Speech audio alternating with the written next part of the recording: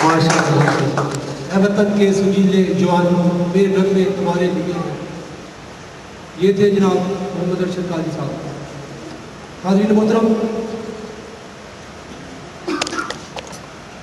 اپنی زمین کا قرض چکانے کا دن ہے یہ، تاریخ کو گواہ بنانے کا دن ہے یہ. صدیوں کا ایک عظیم سفر طے ہوا تھا آج، دیواریں جان دل کو سجانے کا دن ہے یہ 20ویں صدی کا سب سے عظیم دن، گھر گھر نئے چراغ جلانے کا دن ہے یہ دن گلاب رت کی امانت ہے، اس لیے چہرے کی ہر شکل کو مٹانے کا دن ہے یہ. نظروں سے ایک لمحہ بھی اوجھل نہ ہو کبھی، آنکھیں ہتھیلیوں پہ سجانے کا دن ہے یہ.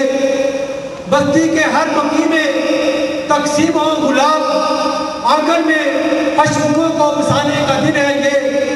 مانگو خدا سے اپنے وطن کی سلامتی، مانگو خدا سے اپنے وطن کی سلامتی، شاہ دعا پہ پھول سجانے کا دن ہے یہ.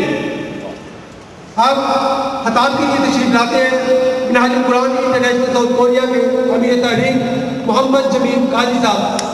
نعرہ تکبیر، نعرہ رسالت، نعرہ حیدری، جیوے جیوے جیوے جیوے دل دل پاکستان، دل دل پاکستان.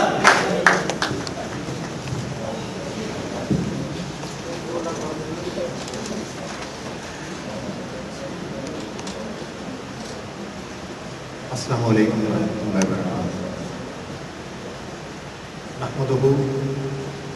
نحمدہ ونصلی ونسلم علی رسولہ الکریم. اما بعد فاعوذ باللہ من الشیطان الرجیم. بسم اللہ الرحمن الرحیم. میرے انتہائی قابل صد احترام عزت مآب محترم جناب مراد علی صاحب، سفیر پاکستان، اور محترم جناب مدثر حسین صاحب، community welfare اتاشی embassy of Pakistan, محترم جناب مرزا نثار انجم صاحب اور محترم زاہد مومن صاحب، اور میرے عظیم ہم وطنوں، اللہ تبارک و تعالیٰ کا لاکھ لاکھ شکر ہے کہ آج ہم یوم آزادی کے سلسلے میں ایک پرمسرت تقریب میں حاضر ہیں. آج کی اس تقریب میں محترم سفیر صاحب اور محترم مدثر اقبال صاحب کے یہاں تشریف لانے پر میں دل کی اتھاہ گہرائیوں سے شکریہ ادا کرتا ہوں کہ آپ نے اپنے قیمتی وقت میں سے چند لمحات نکالے اور آپ یہاں تشریف لائے.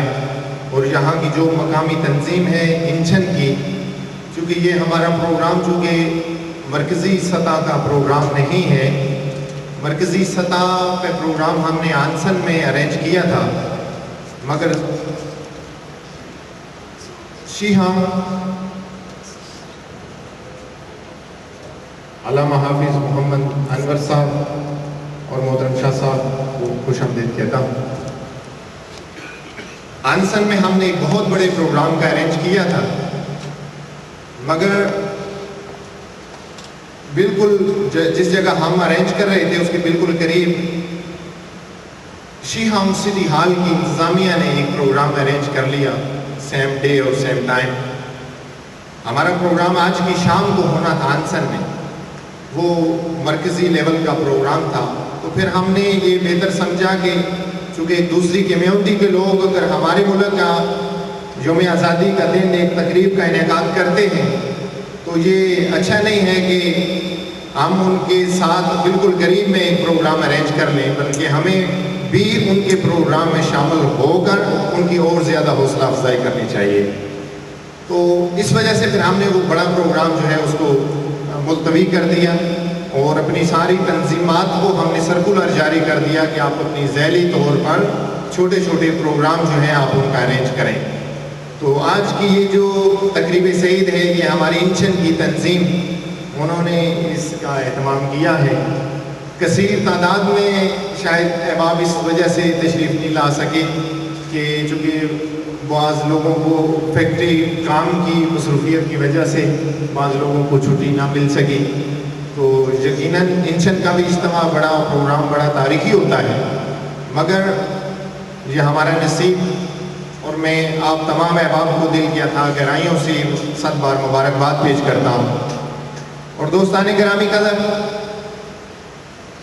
14 اگست 1947 کو پاکستان دنیا کی سب سے بڑی اسلامی ریاست کے طور پر معرض وجود میں آیا، اور پاکستان کے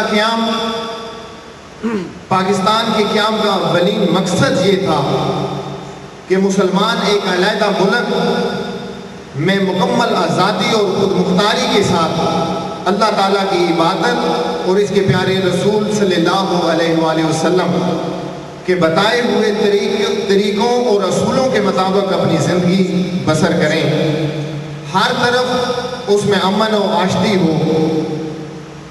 اور شاید یہی وجہ ہے کہ جس رات پاکستان کا قیام عمل میں آیا وہ رات لیلۃ القدر کی رات تھی، یعنی کہ رمضان المبارک کی 27ویں شب تھی، اور 14 اگست 1947 کو جو دن تھا وہ جمعۃ الوداع کا دن تھا۔ یہی وجہ ہے کہ آج 62 برس گزر جانے کے باوجود پاکستان ان حالات میں بھی قائم اور دائم ہے۔ دوستان گرامی، 62 سال قوموں کی زندگی میں اگر زیادہ نہیں تو اتنے کم بھی نہیں ہوتے کہ وہ اپنے قدموں پر کھڑی نہ ہو سکیں۔ گزشتہ 100 سال کے دوران پاکستان سمیت اور بہت سے ممالک آزاد ہوئے، انہوں نے اپنے مخالفین سے آزادی کو حاصل کیا، اور آزادی کے بعد ان ممالک نے اپنے تشخص کو قائم کیا۔